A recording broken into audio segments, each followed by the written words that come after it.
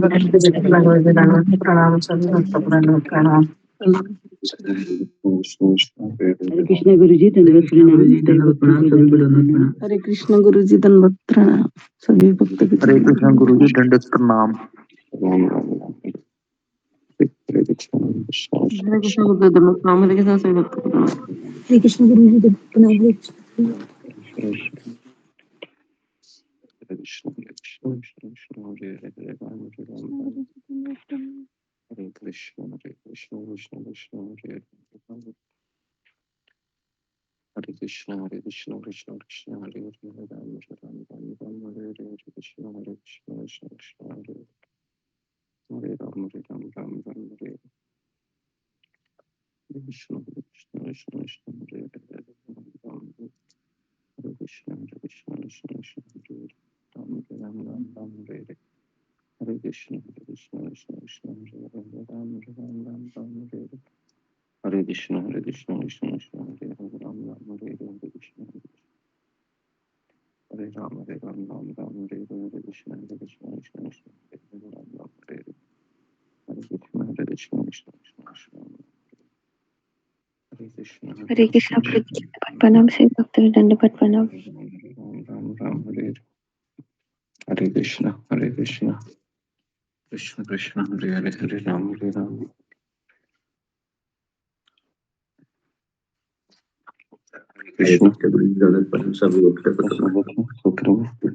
ओम अज्ञानतिमिरान्धस्य ज्ञानाञ्जनशलाकया चक्षुरुन्मिलितं येन तस्मै श्रीगुरुवे नमः।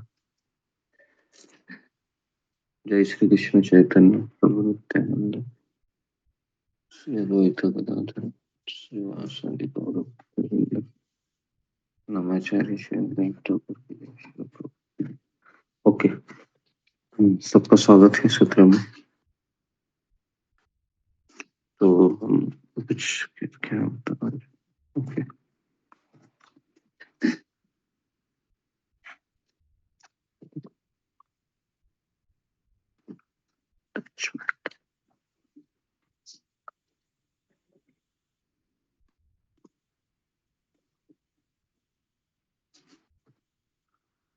रूप गोस्वामी है, वह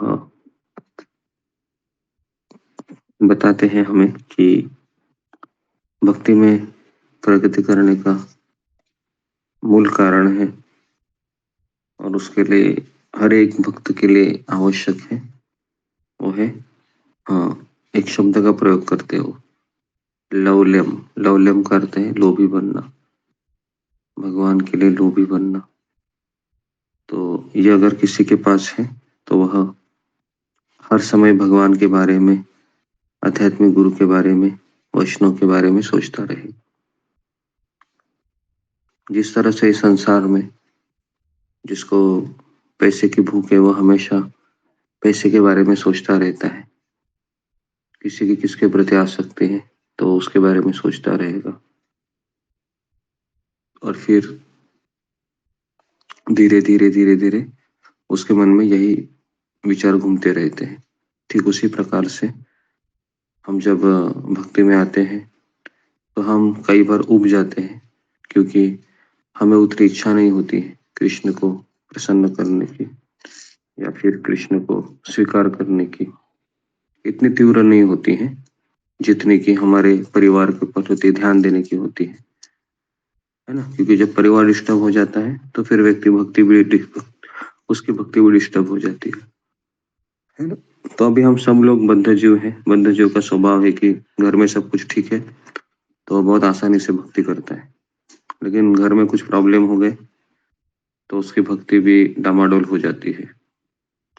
तो इसलिए हमारा भगवान के प्रति जो प्रेम है उसमें कई सारे मिलावटें हैं और वो समय समय पे हमको पता चलता है।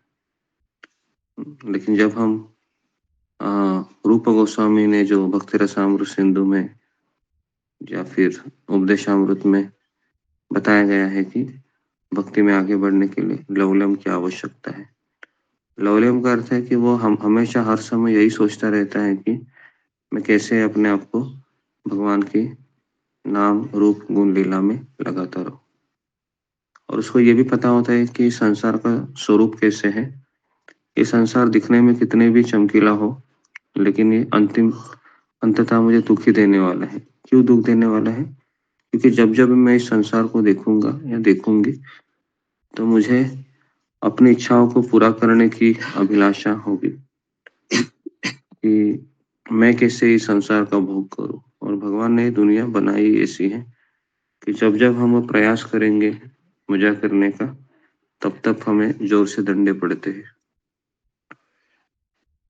तो भक्त इस चीज को जानता है कि चमकीली दुनिया मेरे प्रसन्नता के लिए नहीं है, ये चमकीली दुनिया कृष्ण की प्रसन्नता के लिए है।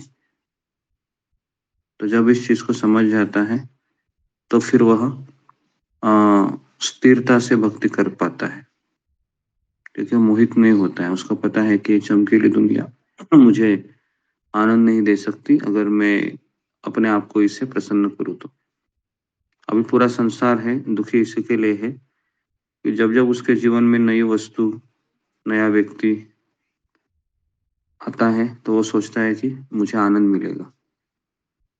लेकिन संसार का स्वरूप भगवान ने ऐसा बनाया है कि जब कोई नई वस्तु, नया व्यक्ति मेरे जिंदगी में आएगा, अगर मैं उसको कृष्ण के केंद्र में देखूं, तो ही वो मुझे तो ये बॉटम लाइन है जो हमें अपने जिंदगी में इस्तेमाल करनी चाहिए। जब मेरे जीवन में दुख आएगा, समझने का कि मैंने कृष्ण को छोड़कर स्वयं भोग करने की चेष्टा की है, इसके लिए मेरे जीवन में दुख आ गया। नहीं तो इस संसार में दुख नाम की कोई चीज है नहीं। एक्चुअली दुख इसके लिए आते हैं हमें, ताकि क्योंकि हम कृष्ण को भूलकर हम अपनी इच्छाओं को पूर्ण करने के लिए लग जाते हैं। और भगवान ने ये संसार डिजाइन ऐसे किया गया है, जब आप वो चीज करोगे तब दुख मिलेगा, चाहे आप कितने भी माला करो, चाहे कितने भी भक्ति करो, है ना। तो भक्त इस चीज को जानता है और फिर तीव्रता से भगवान के भजन में लग जाता है। तीव्रेन भक्ति योगेन, यह भागवत में एक श्लोक आता है। तीव्रता से भक्ति करता है, यजंती ही पुरुष। जिस तरह से व्यक्ति तीव्रता से अपने परिवार का हमेशा हित चाहता है, लेकिन परिवार का हित किसमें उसको पता नहीं होता है। वो सोचता है कि भौतिक उपलब्धियां देकर मैं मेरे परिवार को खुश रखूंगा, लेकिन एक भक्त जानता है कि भौतिक उपलब्धियों से तो ये जन्म मृत्यु के चक्र में और फंसता जाएगा। इससे ये क्यों ना हो कि मैं इसको भक्ति दे दूं कैसे। तो लेकिन कभी कभी भक्त है वो भी इसमें बली हो जाता है, जब उसकी साधना अच्छे से नहीं होती। जब उसकी साधना, उसके सोलामाल अच्छे से नहीं होती है, तो माया का शिकार वो भी बन जाता है, इन्फेक्टेड हो जाता है। इसलिए बहुत जरूरी है इन चीजों को समझना कि मुझे भगवान के लिए लोभी बनना ही होगा। वो एक ही हमारे पास रास्ता है, और कोई रास्ता नहीं है, क्योंकि और सारे रास्ते केवल नए नए शरीर लेने में ही चले जाएंगे। तो भगवत गीता हमें यही बताती है कि संसार से निकलना है, तो जो संसार का डायरेक्टर है उसको जानो कौन है वो, और उसको प्रार्थना करो निकलने के लिए, है ना। फिर वो भक्तों का संग प्रदान कर देते हमें, और फिर धीरे धीरे हम इसमें से निकलने की चेष्टा करते हैं।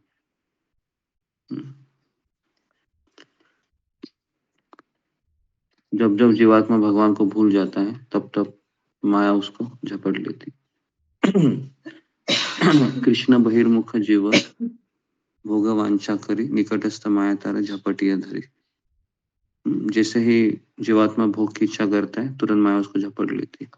जब कृष्ण भगवान की इच्छा को पूर्ण करना चाहता है, माया देवी उसको सपोर्ट करती है।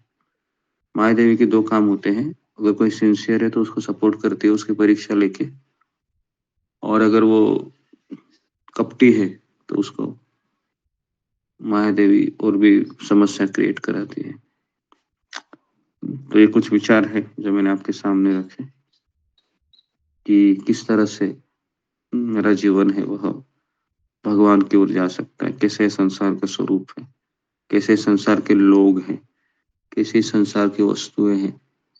इस संसार का हर एक वस्तु, हर एक व्यक्ति है, ये 3 गुणों से पीड़ित है। तो इसके लिए जब जब मैं उनको अप्रोच करूंगा, मेरे जीवन में दुखी आएगा। चाहे वो कितना भी मेरे से प्रेम से बातें करे या फिर कोई भी वस्तु मुझे इतना ही आनंद क्यों न दो। राधानाथ महाराज कहते हैं कि जितनी मात्रा में हम इस भौतिक संसार से आसक्त होंगे, उतनी मात्रा में हम बहुत दुखी होंगे, बहुत तड़पेंगे। तो भक्त इस चीजों को जानता है और maintain the safe distance maintain करता है वहां से नहीं। तो इसके लिए हमारे पास एक ही आसरा है, भगवान के नाम का जप करना। भगवान के नाम के जप करने से ये संभव हो सकता है। तो यहाँ पर मैं रुकता हूँ। सबका बहुत बहुत धन्यवाद। श्रील प्रभुपाद की जय, गुरुदेव की जय। हरे कृष्णा। कृष्ण